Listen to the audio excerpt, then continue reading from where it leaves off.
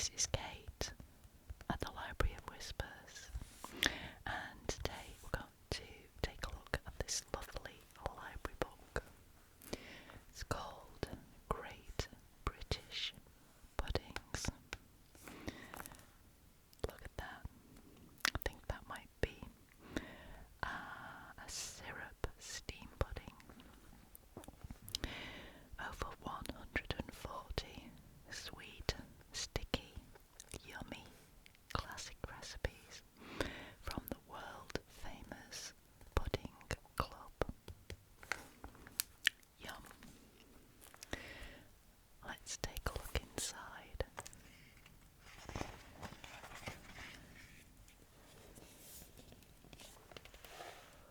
Nice picture of the Union flag in the background there, with some yummy British puddings on a table with a couple of spoons. So the contents are champion puddings, school dinner puddings, family favourites, forgotten puddings, puddings with a twist, chocoholics and nutcases, summer puddings, and winter puddings. So I think what we will do, I'm just going to go through the book and we'll stop on whatever I fancy taking a look at. So, if you have a look and see what it says about the Great British Pudding. Steamed or baked, layered or rolled, scattered with crumble, served hot with custard or cold with cream. The British pudding comes in countless shapes, sizes and styles. Our traditional puddings have become famed the world over. The history of the British pudding is long and varied.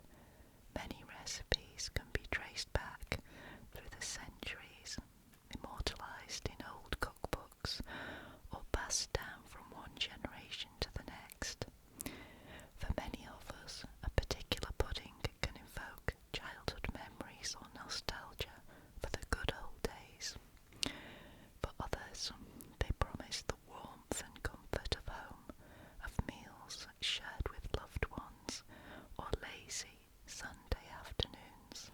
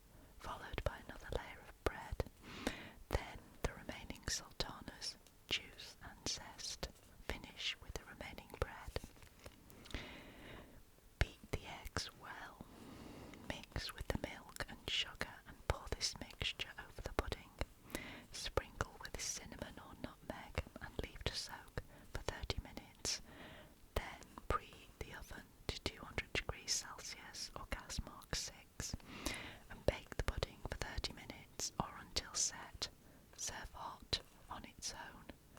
No, serve with custard. It is delicious.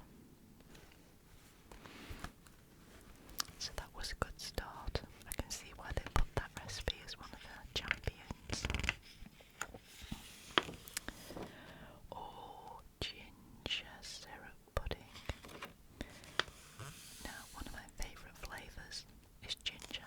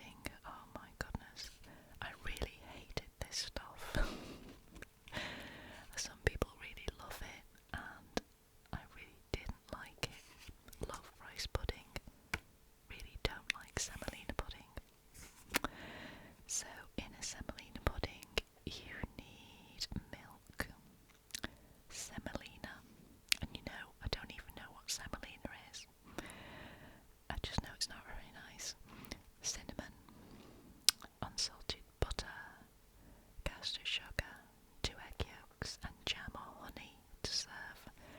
Now, we never got jam or honey with our semolina. You just got it dumped in a bowl and it was just, well, disgusting, frankly. Did anybody else dislike the semolina pudding, or did you enjoy it? Let me know. Now, this is an interesting one. This is called spotted dick. Now, let's read about the history.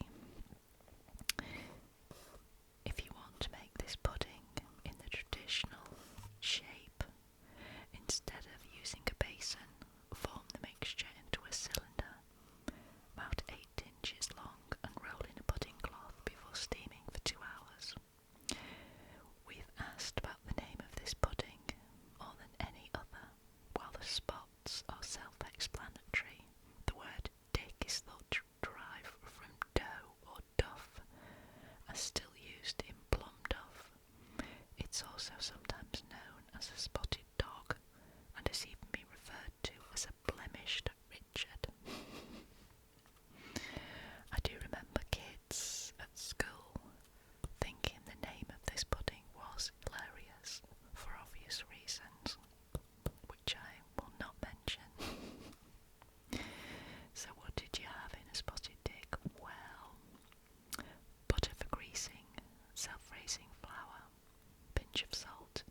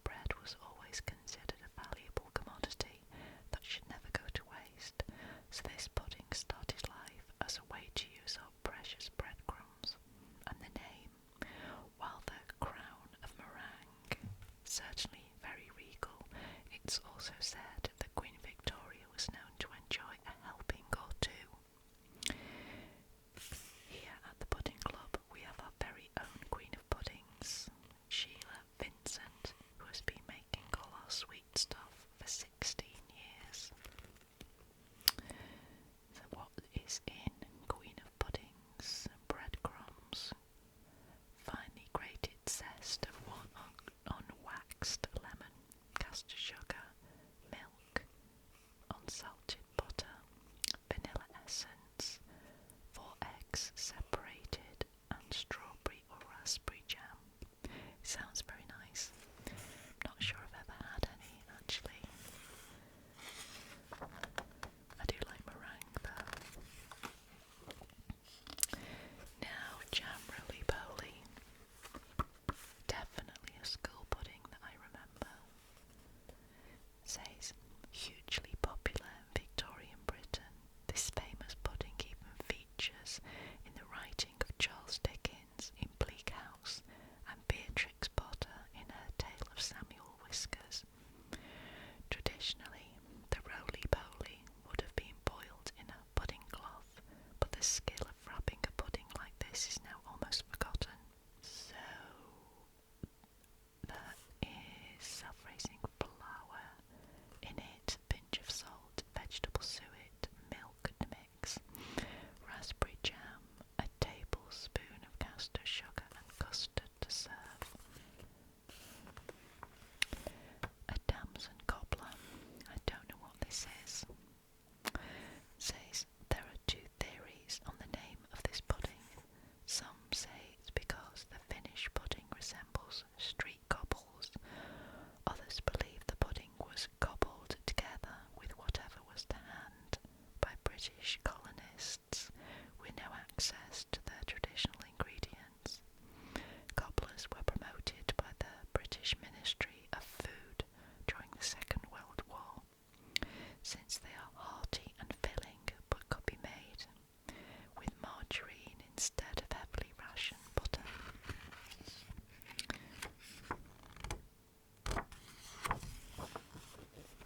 Jam and coconut sponge. Yep, I remember that. It's got blackcurrant jam in it.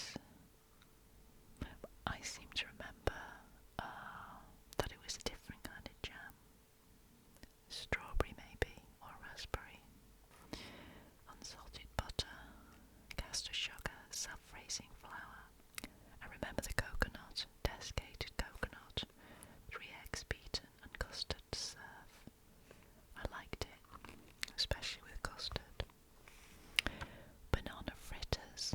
I don't remember these at school, but they are very nice. I think they're fried. Let's see. Yeah, so you submerge the banana halves in hot oil once they're coated. Yeah. Now this is called Manchester tart. Do I remember this? I'm not quite sure. Many will remember this pudding fondly as a feature of school dinner menus from the 1950s onwards, with its pastry base, hidden layer of jam, creamy custard and generous coconut topping. Yep, I do remember it. It's considered a simpler, more modern variation on the traditional Manchester tart. Manchester pudding even, sorry. Further on. And of course you serve this with cream, but I think we had it with custard.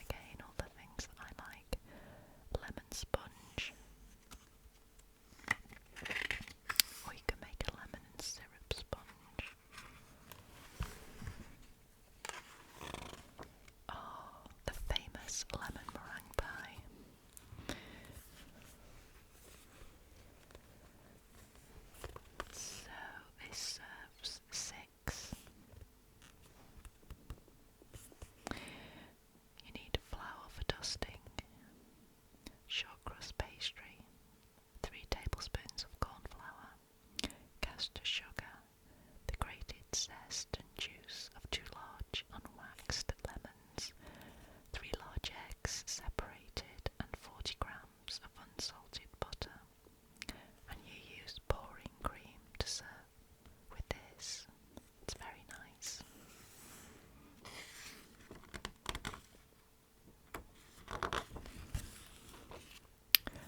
Oh, banoffee pudding. I love that. The combination of bananas and toffee was devised by a Sussex chef in the early 1970s as the well-known pie of the same name. It proved instantly popular in Britain and quickly caught on around the world. In this recipe, the flavours have been translated into a delicious sponge pudding. I think I'd rather just have the banoffee pie though with the short crust pastry rather than combined into a sponge.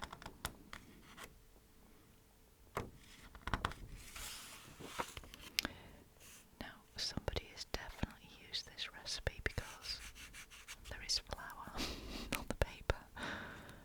So this is an orange upside down pudding. Ooh. Never tried that one before. So oranges instead of pineapple.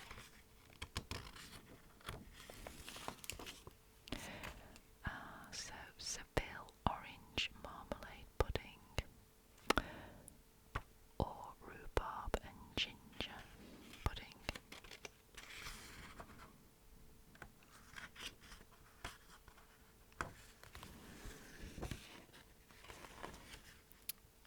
Plum and almond pudding, they look nice. Yeah.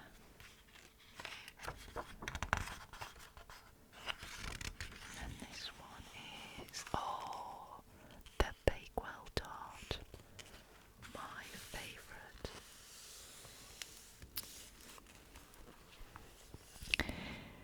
Now, if you have read or are reading the first part of my story, my ghost mystery story, Hello's House, you will know that the Bakewell tart appears in 2 of the chapters, I think.